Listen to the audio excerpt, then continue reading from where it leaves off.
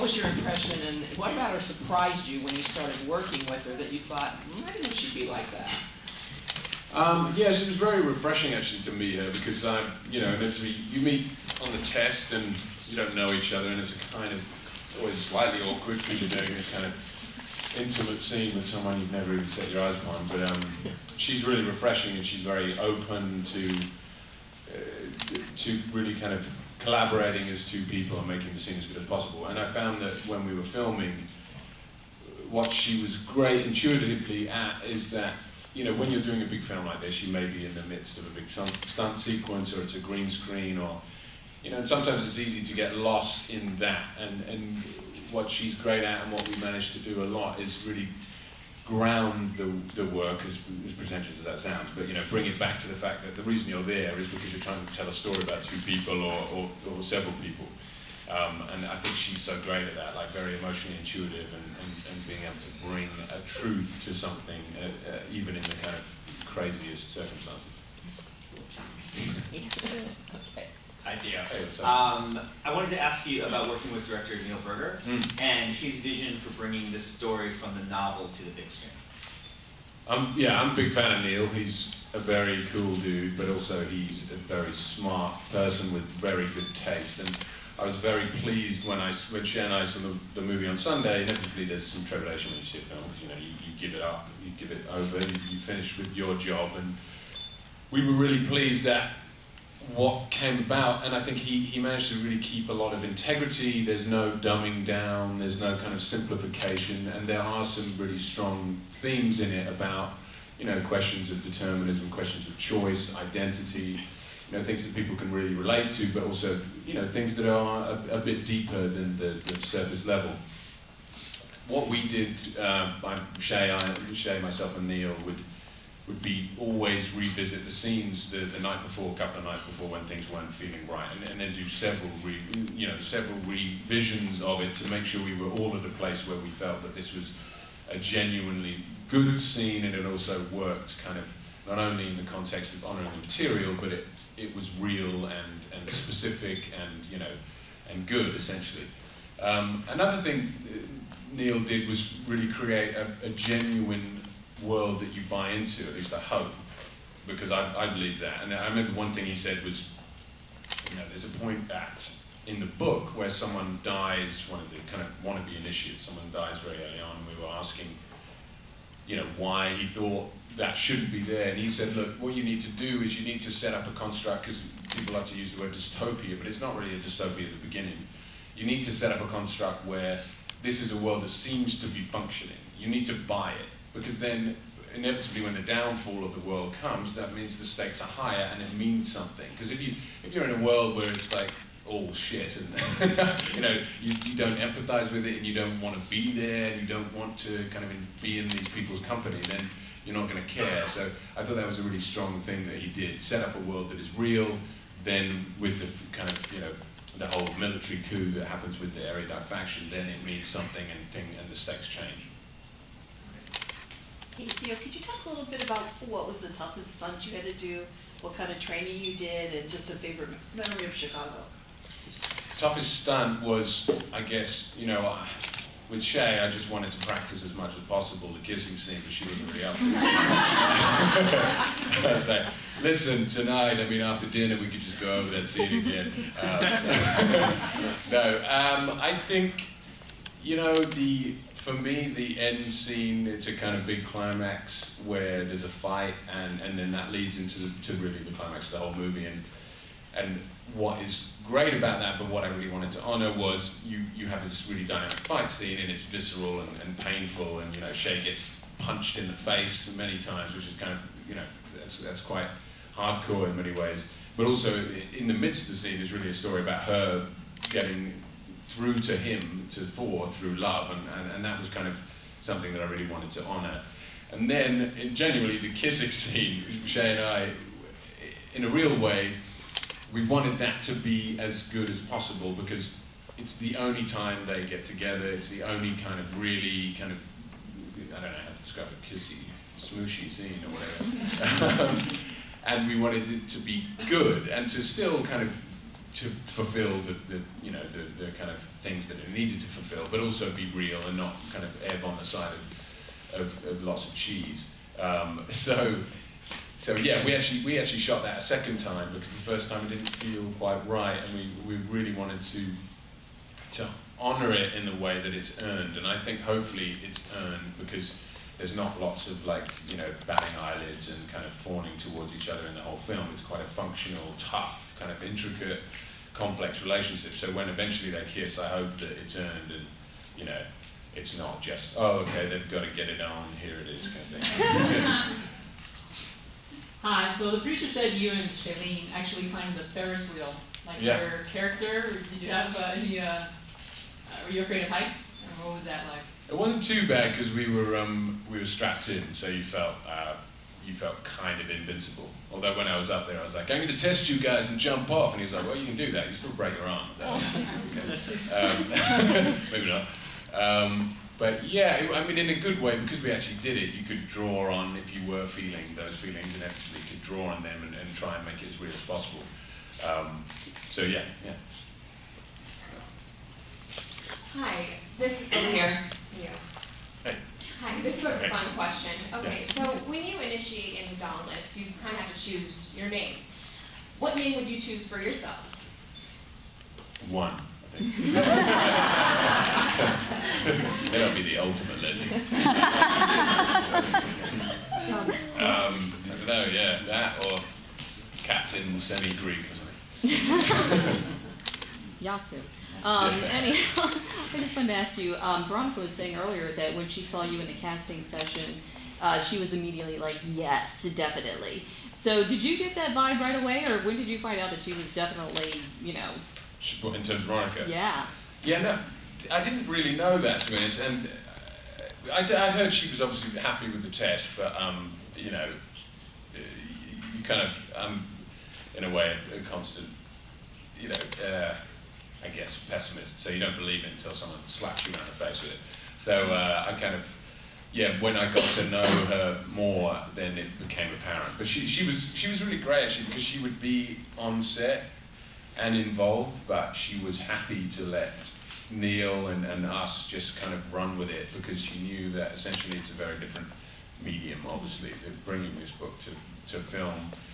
So she kind of let us do our thing, and I consciously didn't want to ask questions to her. I didn't want to say, what do you think X and Y, blah, blah, about for? Because you have to be, when you're bringing, when you're choosing to play a character that's already a book, especially when it already has a big fan base, I think it's really important to be 100% strong in your intentions with the character, and you can't listen to too much outside kind of stimulus, because otherwise it waters down your own instincts. Yeah.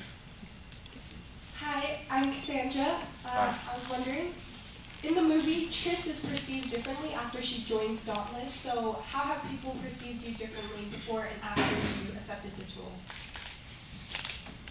Good question. Wow.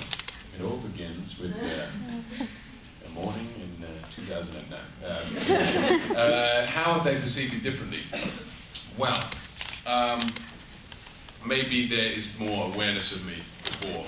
I think, before I did this, people were like, they thought I was cleaning the toilet or something, and then happened to be there for the audition. But no, in seriousness, I don't think I've experienced it too much, to be honest, at the moment. The press kind of tour we just did, it was interesting because suddenly we saw some of the fandom, but I don't think perceptions of me have changed massively. I think it will be important for me as I go on, because there potentially are 3 films, to make choices that are, as much as I love the character before, but to make smart choices that are very different from him and the world that he and everyone else in film inhabits. Hey, Theo, over here. First of all, congratulations, fantastic in this. Kind of following up on the question about casting, the producers talked about how all of Shailene's screen tests with guys before you, she really commanded the scenes, overshadowed the guys. But then when you came in, there was, it's like she had met her match. There was this strength. So for you, when you were examining this character, what was that thing that you picked up on that really allowed you to kind of go to that like the strength, not just physical, but it played so well into your eyes. You could see there was something, the layers there, deep below the surface. Yeah, I think I had an immediate affinity with the character. I think we share certain qualities, which I think you try to tend to use the things that you share with the character in everything you do, obviously, to make it as real as possible. For me, I love this person who you don't really know what he's thinking. He's the type of person who walks into a room and doesn't need to be the loudest voice, but you still feel his presence. Also someone who doesn't speak too much, but you know that he's thinking all the time. That's one thing I really wanted to be. He's a very perceptive person, but he doesn't have to speak too much. And then on top of that, this kind of dangerous stillness that I felt he had when reading the book and the script, and those things I wanted to draw on. I love masculine characters who don't have to be kind of, shouting in someone's face and kind of wielding their masculinity in a way that's jamming it down someone's throat. I like this old, the Newman style of kind of, everything's here. So I hope that, came across, and that's one of my favorite parts of him as a character. And obviously I didn't want Shay to fuck with me. The film obviously has this unusual view of the future. Do you think the film ultimately is a hopeful one? Because the society they show in Divergent doesn't seem to be working anymore. And obviously we look at ourselves today, and it's hard not to want to question these things in the film. For you, is it a hopeful message to you? Is it a hopeful message? I'm not 100% sure in a way. I think no in many respects. I think analysing the concept, you have to, although you set up a world that is seemingly working, inherently the concept of a faction system is a hard one to swallow, because we all know that people are motivated by varying different things. Everyone is multifaceted. But at the same time, I think what is interesting about the film, and maybe what people relate to, and why people are interested in these films set in the future, is perhaps a young generation growing up in a world where there's always rhetoric about the fact that resources are depleting, the fact that the population is going to be 9, 10, 11 billion in 2050, the fact that there are all these things playing into their subconscious, which means they are interested and questioning how their future, how their children, how their grandchildren will, exist. And I think that's kind of an interesting concept. I think the hopeful message is that in this society, which you think is functioning, you realize is completely inadequate. You have these factionalists who are just kind of shuffled to the side, and there's not much, in reality, these people aren't respected in a good way. The hopeful message is that eventually they break free of those bonds and want to find equality. Hi. Can you tell us some behind-the-scenes secret from the set, or something that maybe people would be surprised to know just from watching the movie or something like that? Behind-the-scenes secret? Well, I might get arrested if that happens. But behind-the-scenes secret. I would say one thing would be we like to, which is fun, and I always think it's really important, in all those kind of intense scenes, most of them had jokes slammed in there. Basically, we'd always do several takes where there would be a kind of stupid joke in there somewhere, which is fun, because I think sometimes when you're doing this serious material in this kind of crazy futuristic world, it's good to sometimes, crack a joke as a cast and be able to relax and realize that, you're not solving world hunger, you're making a film. I guess that would be one. What else? I don't think I can say that, so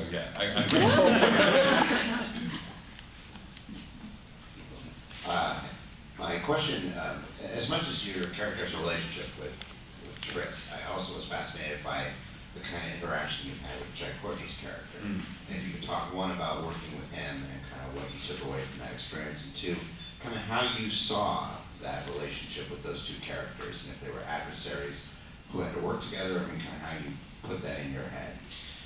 Yeah, I was really pleased when I found out that Jai was going to play that role, because in a way in the book, I don't know, he seemed, he didn't see, I feel like Jai kind of represents that in a really good way, and he's a really, not only physically, but kind of the way he plays it is quite formidable, and I wanted them to be almost equal, you know, two characters who were kind of strong enough in very different ways to be butting heads. I think initially the way I settled it was that they would be kind of, not exactly friends, but they would be functioning together, because inherently Four, although he is divergent and he ends up, you know, rebelling, at the beginning he should be someone who believes in the system.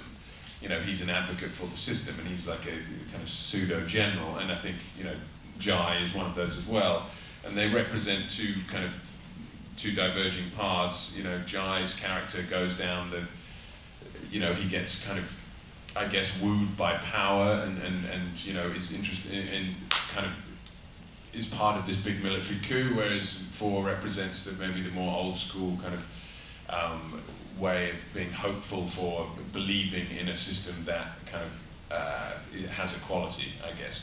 But yeah, I like the idea of these two characters kind of working for the same team, but also fucking wanting to, like, occasionally kill each other.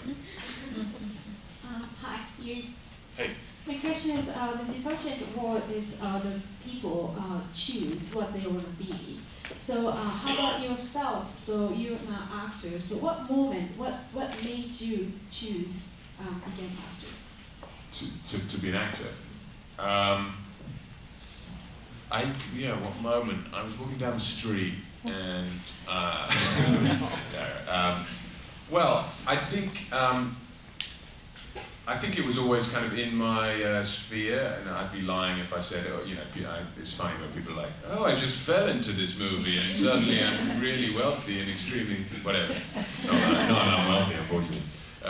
But it was always part of what I was doing. I think actually, genuinely, there probably was a point when I was doing a really bad version at university of Patrick Marper's Closer, and I was on stage and there was a particular joke, and I remember thinking, this is not only gratifying, but a really kind of, there's something really exciting about this, and I thought if I could try at least to do this in a professional context, then it would be a really fulfilling and exciting way to try and earn a living. You and Tris and Four have a very complicated, complex relationship in the film and in the book as well. What do you think, in a sense, draws them together from the beginning and as their relationship develops? I think she is kind of fascinated by him, but also doesn't understand his motivations. He seems to be kind of very cold and then momentarily hot, and you know, inevitably that is something that lots of relationships gravitate towards, you know. But also he sees in her something unique and dynamic in a world where he sees lots of people coming through the system, and inherently I think it's an interesting relationship because it's not based on, you know, lots of swooning. It's essentially two people who respect each other, and he really respects her and sees that she is completely selfless but also strong, and she sees his rippling abs. Okay, thank you all very much. Thank you very much. Thank you.